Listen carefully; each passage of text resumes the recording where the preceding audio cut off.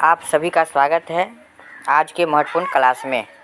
आज हम हिंदी व्याकरण लेकर आए हैं जो भाषा, बोलियां, भाषा की उत्पत्ति, विभिन्न क्षेत्रों में बोली जाने वाली बोलियां के बारे में जानकारी प्राप्त करेंगे और पाठ के अंत में कुछ 30 महत्वपूर्ण प्रश्न भी है जिसे आप लोग पढ़कर अपने ज्ञान को बढ़ाएंगे और सभी प्रश्न जो है परीक्षा उपयोगी बहुत ही महत्वपूर्ण है।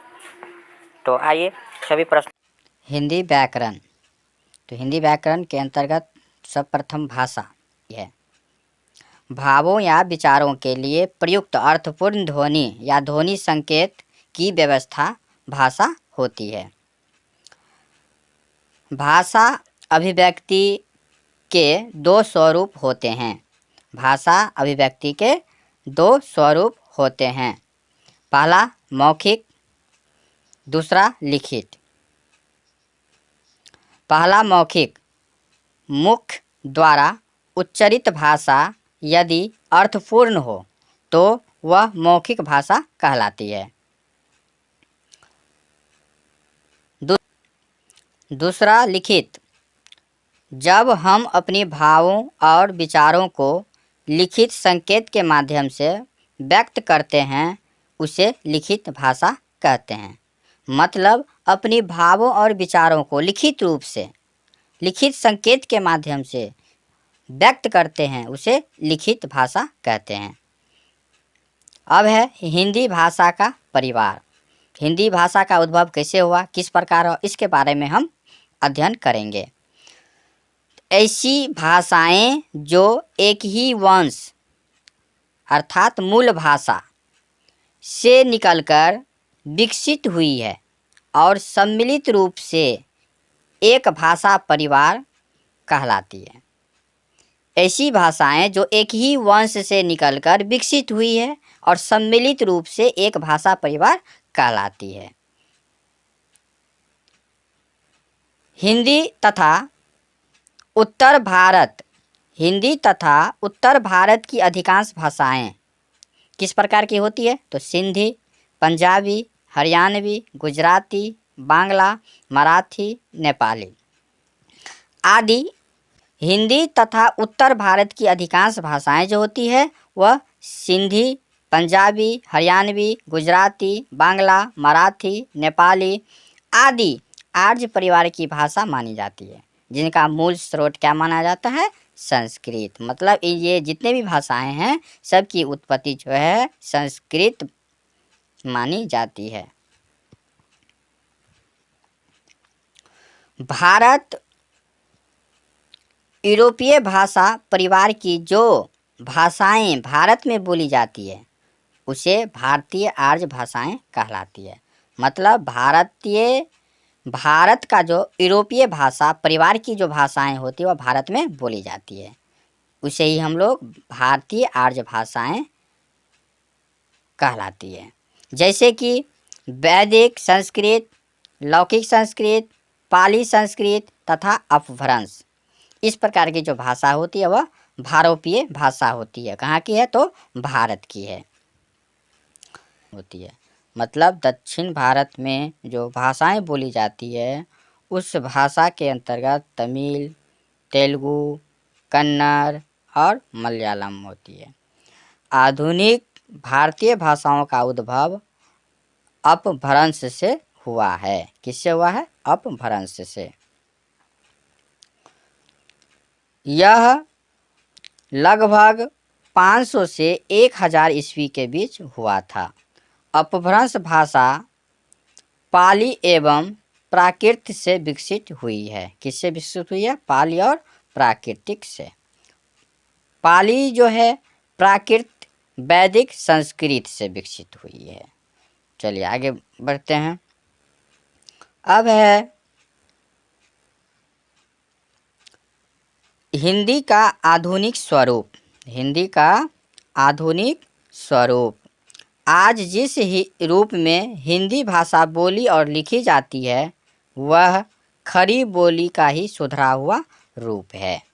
खड़ी बोली का प्राचीन स्वरूप लगभग 10वीं शताब्दी से प्रारंभ माना जाता है। खड़ी बोली का प्राचीन स्वरूप लगभग 10वीं शताब्दी से प्रारंभ माना जाता है। अब आगे आइए, 13वीं से 14वीं शताब्दी में अमीर खुसरो के द्वारा पहली बार हिंदी में कविता रची गई, जिसका नाम था पहेलियाँ मुखरियाँ। याद रखिएगा, हिंदी में पहली बार कविता रची गई किनके द्वारा? तो अमीर खुसरो के द्वारा। कौन सी कविताएं? तो पहेलियाँ और मुखरियाँ। चलिए आगे बढ़ते हैं। काव्य की भाषाएं थी ब्रजभाषा, अवधी और मैथिली।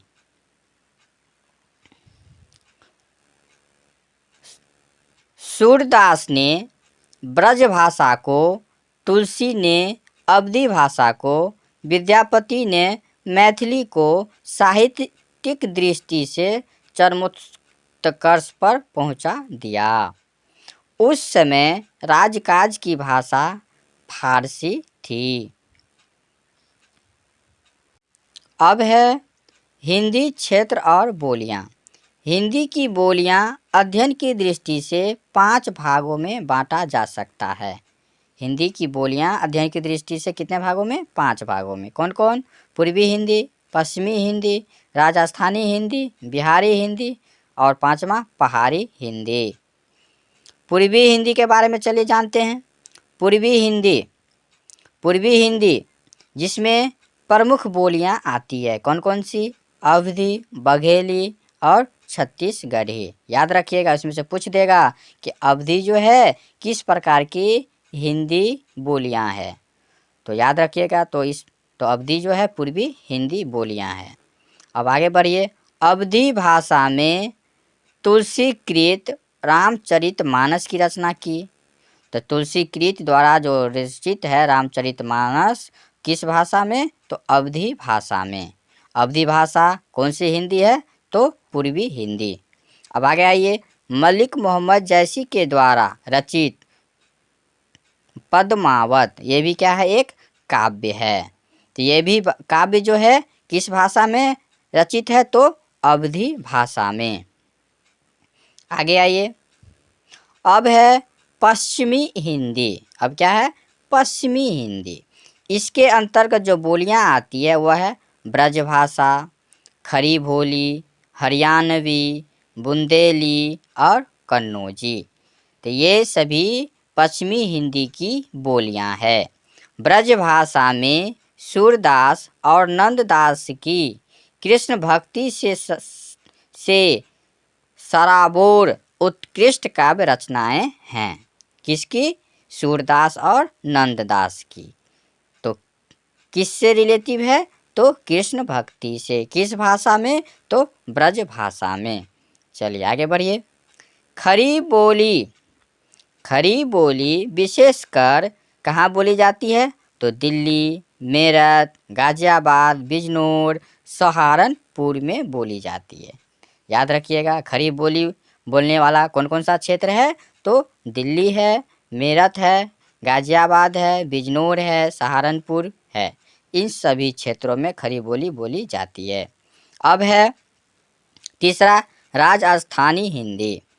तो राजस्थानी हिंदी राजस्थान में बोली जाती है। इसमें प्रमुख बोलियां हैं मारवाड़ी, मेवाड़ी, मेवाती आदि। तो ये सब बोलियां जो है कहाँ की है? तो राजस्थानी हिंदी की है।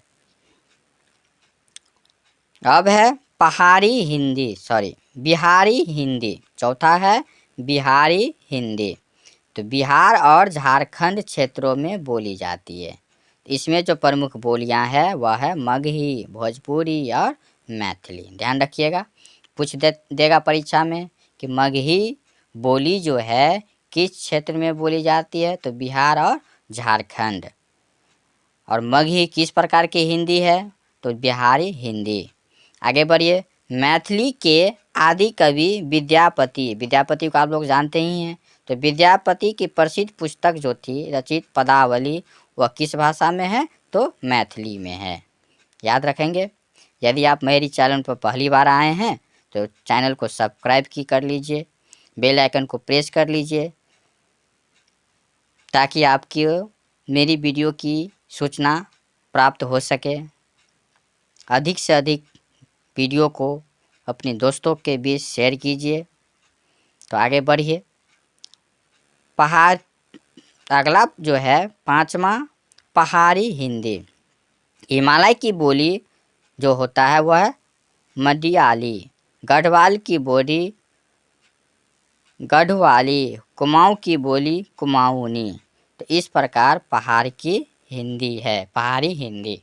हिमालय की बोली जो है मंडियाली है, गढ़वाल की बोली गढ़वाली है, कुमाऊं की बोली कुमाऊनी है। चलिए आगे बढ़ते हैं। भाषा और व्याकरण। अब है भाषा और व्याकरण। व्याकरण एक ऐसा शास्त्र है जिसके अध्ययन से शुद्ध बोलना और लिखना आता है, साथ साथ पढ़ना भी आता है। उसको क्या कहेंगे? व्याकरण। तो सुविधा की दृष्टि से हिंदी व्याकरण को 5 भागों में बांटा गया। कितने भागों में? 5 भागों में। कौन कौन है? तो पहला है वर्ण विचार, दूसरा है शब्द विचार, तीसरा है वाक्य विचार, चौथा है चिन्ह विचार, 5वां है छंद विचार। तो चलिए आगे बारी बारी सभी के बारे में जानते हैं। पहला है वर्ण विचार। वर्ण विचार के अंतर्गत हम लोग क्या क्या पढ़ेंगे जानते हैं। तो वर्ण विचार किसे कहेंगे? तो वर्ण विचार में वर्णों या ध्वनियों की भाषा, उनके मानक रूप, उनकी संख्या, भेद, आपसी संयोग आदि का अध्ययन किया जाता है। अब आगे आइए शब्द विचार। दूसरा क्या है? शब्द विचार। तो शब्द विचार के अंतर्गत शब्द की भरी परिभाषा, भेद, शब्दों की व्युत्पत्ति, रचना, रूपांतर, प्रयोग आदि का अध्ययन किया जाता है। किसके अंतर्गत? शब्द विचार के अंतर्गत। अब आइए तीसरा में वाक्य विचार। तो वाक्य से संबंधी हो जाएगा। इसके अंतर्गत वाक्य की परिभाषा, भेद, वाक्य की बनावट, वाक्य की शुद्धता आदि का अध्ययन किया जाता है। किसके अंतर्गत? वाक्य विचार के अंतर्गत। अब आइए चौथा है चिन्ह विचार। तो चिन्ह विचार, इसके अंतर्गत वाक्यों में प्रयुक्त विभिन्न चिन्हों एवं उनके प्रयोग का अध्ययन किया जाता है। अब आइए 5वां है छंद विचार। इस अध्याय में छंद की परिभाषा, उनके स्वरूप, भेद आदि का अध्ययन किया जाता है। उसको छंद विचार कहेंगे।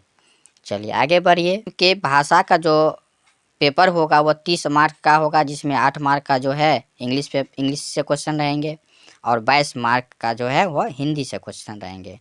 तो हिंदी से क्वेश्चन जो रहेंगे तो उस विगत दिन जो परीक्षा हुई है बीपीएससी का, तो उसमें क्वेश्चन का लेवल जो था बहुत ही टफ था, हाई था। तो उसी को देखते हुए हम आज जो है यह क्लास जो लाए हैं बहुत ही महत्वपूर्ण है आप सभी के लिए। तो अंत तक इस वीडियो में बने रहें। और अब तो ऊपर जो बताए हैं तो आप लोगों को जानकारी आ ही गया होगा। अगर किसी को इसका पीडीएफ चाहिए तो मेरे दिए गए व्हाट्सएप नंबर पर मुझे मैसेज कर सकते हैं 9507210401। नोट कर लीजिए, इस पर मैसेज कीजिएगा तो इसका पीडीएफ आप लोगों को सेंड कर देंगे। तो अब आइए जो आज हम पढ़ाए हैं उससे कुछ प्रश्न की शुरुआत करते। तो आज का पहला प्रश्न है, हिंदी किस भाषा परिवार की भाषा है? हिंदी किस भाषा परिवार की भाषा है? ऑप्शन है ए भारोपीय, बी द्रविड़, स आस्ट्रिक, ड चीनी तिब्बती। तो हिंदी किस भाषा परिवार की भाषा है? तो इसका राइट आंसर हो जाएगा ऑप्शन ए भारोपीय। चलिए नेक्स्ट क्वेश्चन, भारत में सबसे अधिक बोली जाने वाली भाषा कौन सी है? अ हिंदी, ब संस्कृत, स उर्दू, द तमिल। तो भारत में सबसे अधिक बोली जाने वाली भाषा कौन सी है? तो इसका ऑप्शन ए इसका राइट आंसर हो जाएगा हिंदी। चलिए नेक्स्ट क्वेश्चन, हिंदी भाषा का जन्म हुआ है? हिंदी भाषा का जन्म हुआ है। ऑप्शन है ए अपभ्रंश से, ब पाली संस्कृत से, स लौकिक संस्कृत से, द वैदिक संस्कृत से। तो अब ऊपर बताए हैं हिंदी भाषा का जो जन्म हुआ है अपभ्रंश से, तो इसका राइट आंसर ऑप्शन ए अपभ्रंश से। चलिए आगे बढ़िए। निम्न में से कौन सी बोली अथवा भाषा हिंदी के अंतर्गत नहीं आती है? ऑप्शन है ए कन्नौजी, ब बांगुरी, स अवधी, द तेलुगु। तो इसका राइट आंसर क्या आ जाएगा? कन्नौजी है, अवधी है, तेलुगु है और बांगुरू नहीं है। इसका राइट आंसर उसका ब हो जाएगा। चलिए आगे बढ़िए। हिंदी की विशिष्ट बोली ब्रजभाषा किस रूप में सबसे अधिक प्रसिद्ध है? कौन सी? ब्रजभाषा। तो राजभाषा के रूप में, कि तकनीकी भाषा के रूप में, कि राष्ट्रभाषा के रूप में, या द काव्य भाषा के रूप में? तो हिंदी की विशिष्ट बोली ब्रजभाषा जो है वह काव्य भाषा के रूप में सबसे अधिक प्रसिद्ध है। तो इसका ऑप्शन हो जाएगा द। चलिए आगे बढ़िए। Question number 5। भारतवर्ष में हिंदी को आप किस वर्ग में रखेंगे? ए राजभाषा, ब राष्ट्रभाषा, स विभाषा, द तकनीकी भाषा। तो भारतवर्ष में हिंदी को हम राजभाषा के रूप में रखेंगे। ऑप्शन ए के साथ जाएंगे। चलिए आगे क्वेश्चन बढ़िए।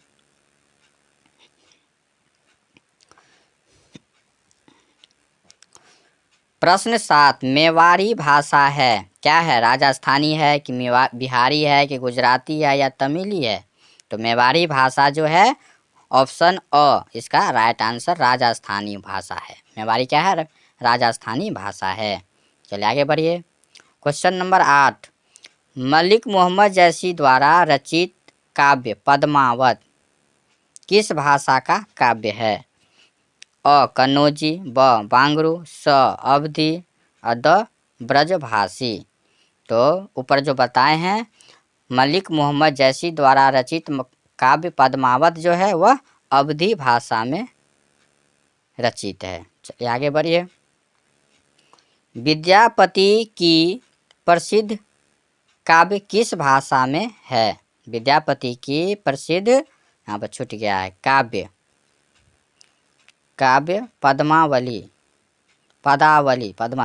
पदावली किस भाषा में है? प्रश्न। विद्यापति की प्रसिद्ध काव्य किस भाषा में है? प्रसिद्ध काव्य क्या था इनका? पदावली किस भाषा में है? कन्नौजी, मैथिली, अवधी, बिहारी। तो विद्यापति की जो प्रसिद्ध काव्य पदावली जो है वह मैथिली भाषा में है। चलिए आगे बढ़िए। Question number 10। निम्न में से कौन सी भाषा देवनागरी लिपि में लिखी जाती है? कौन सी भाषा? तो कन्नौजी, अवधी, बांगरू, मराठी। तो मराठी भाषा जो है वह देवनागरी लिपि में लिखी जाती है। चलिए आगे बढ़िए। निम्नलिखित में से कौन सी भाषा संस्कृत की अपभ्रंश है? कि कौन सी? संस्कृत की। तो ऑप्शन ए है कन्नौजी, बी पाली, सी अवधी, डी तेलुगु। तो ऊपर बताए हैं कि संस्कृत की अपभ्रंश भाषा कौन सी है? पाली। चलिए आगे बढ़िए। हिंदी भाषा किस लिपि में लिखी जाती है? आप लोगों को पता ही होगा। इसका राइट आंसर ब देवनागरी लिपि में लिखी जाती है। चलिए आगे बढ़िए। अगला क्वेश्चन है, वर्तमान में हिंदी का प्रचलित रूप क्या है? कन्नौजी है कि बांगरू है कि अवधी है कि खड़ी बोली है? तो वर्तमान में हिंदी का प्रचलित रूप जो है वह भी खड़ी बोली है। क्वेश्चन है, निम्न में से कौन पश्चिमी हिंदी की बोली नहीं है? कौन पश्चिमी हिंदी की बोली नहीं है? तो बुंदेली, ब्रजभाषा, कन्नौजी, बघेली। तो पश्चिमी हिंदी की बोली बुंदेली है ही, कन्नौजी भी है, ब्रजभाषा भी है, लेकिन बघेली नहीं है। ध्यान रखिएगा। अब आगे, भारतीय संविधान में किस अनुच्छेदों में राजभाषा संबंधी प्रावधानों का उल्लेख है? जिसका ऑप्शन है 343 से 351 तक, ब है 353 से 363 तक, स है 443 से 451 तक, द है 121 से 143 तक। तो इसका राइट आंसर हो जाएगा ऑप्शन ए 343 से 351 तक।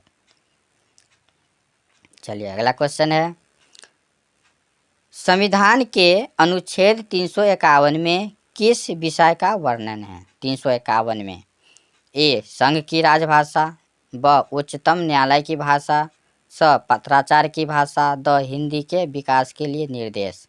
तो इसका राइट आंसर हो जाएगा ऑप्शन ड हिंदी विकास के लिए निर्देश। कि कौन अनुच्छेद में? तो 351 अनुच्छेद में। चलिए आगे बढ़ते हैं। ब्रज भाषा है, ब्रज भाषा है क्या है? पूर्वी हिंदी, पश्चिमी हिंदी, बिहारी हिंदी, पहाड़ी हिंदी। तो ब्रज भाषा क्या है? पूर्वी हिंदी। आगे बढ़िए, मगही किस भाषा की बोली है? मगही किस भाषा की बोली है? पूर्वी हिंदी, पश्चिमी हिंदी, बिहारी हिंदी और पहाड़ी हिंदी।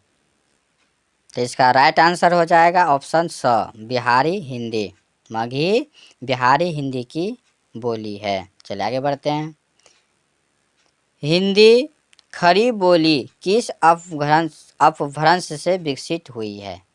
हिंदी जो है खड़ी बोली किस अपभ्रंश से विकसित हुई है? पूर्वी हिंदी, पश्चिमी हिंदी, सौरसेनी और अर्धमागधी। तो खड़ी बोली जो है ऑप्शन सी सौरसेनी अपभ्रंश से विकसित हुई है। चलिए आगे बढ़ते हैं। भाषा के आधार पर भारतीय राज्यों की पुनः गठन की गई कब? 1952 में, 1953 में, 1955 में, 1956 में। तो भाषा के आधार पर भारतीय राज्यों की पुनः गठन की गई 1956 में।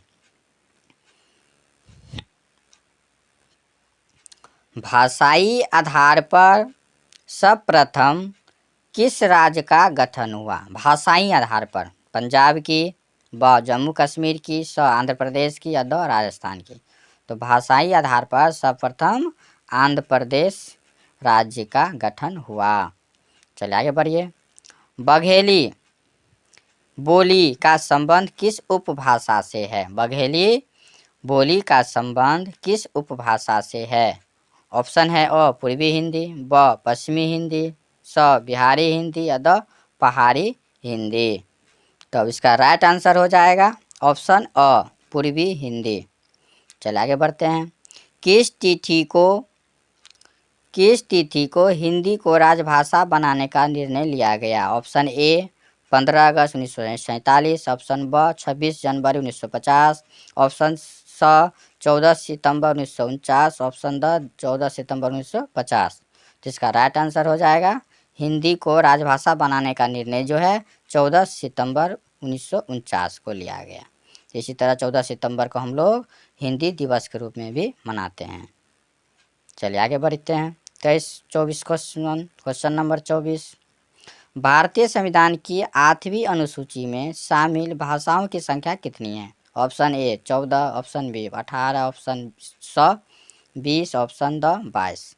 तो इसका राइट आंसर 22 हो जाएगा। 8वीं अनुसूची में शामिल भाषाओं की संख्या कितनी है? 22। चलिए आगे बढ़ते हैं। अर्धमागधी अपभ्रंश से विकसित बोली, अर्धमागधी अपभ्रंश से विकसित बोली है बांगरू, बघेली, ब्रजभाषा, भोजपुरी। तो अर्धमागधी अपभ्रंश से बघेली भाषा जो है विकसित बोली है। चलिए आगे बढ़ते हैं। हिंदी को विशिष्ट बोली ब्रजभाषा किस रूप में सबसे अधिक प्रसिद्ध है? ब्रजभाषा राजभाषा के रूप में, राष्ट्रभाषा के रूप में, काव्य भाषा के रूप में या तकनीकी भाषा के रूप में। तो ब्रजभाषा जो है वह किस भाषा के रूप में है? तो आप लोग बताइए किस भाषा के रूप में है? तो काव्य भाषा के रूप में, ऊपर में भी बताए थे। चलिए आगे बढ़ते हैं। भारतवर्ष में हिंदी को आप किस वर्ग में रखेंगे? किस रूप में बताए थे? रिपीट हो गया क्वेश्चन। अब राजभाषा के रूप में। चलिए आगे क्वेश्चन है। ढूढ़ाली बोली है। ऑप्शन ए पूर्वी राजस्थान की, ब पश्चिमी राजस्थान की, स दक्षिणी राजस्थान की, द उत्तरी राजस्थान की। तो इसका राइट आंसर हो जाएगा पूर्वी राजस्थान की। ढूढ़ाली बोली जो है पूर्वी राजस्थान की है। चलिए आगे बढ़ते हैं। सही जोड़े बनाएं, क और ख। चलिए बताइए। पूर्वी हिंदी, पश्चिमी हिंदी, राजस्थानी हिंदी और बिहारी हिंदी। तो पूर्वी हिंदी में देख लीजिए कौन है, रामचरितमानस, पद्मावत। बिल्कुल सही है, एक का ए हो जाएगा। पूर्वी हिंदी के अंतर्गत क्या है, रामचरितमानस और पद्मावत। पश्चिमी हिंदी मारवाड़ी, मेवाती और मेवाड़ी और मेवाती। नहीं, ये राजस्थानी हिंदी हो जाएगा। मारवाड़ी, मेवाड़ी और मेवाती राजस्थानी हिंदी हो गया। विद्यापति की कहानी बिहारी हिंदी हो गया। और पश्चिमी हिंदी के अंतर्गत हो जाएगा सूरदास और नंददास। इस तरह इसका राइट आंसर हो जाएगा। सही सुमिलित हो गया। चलो आगे बढ़ते हैं।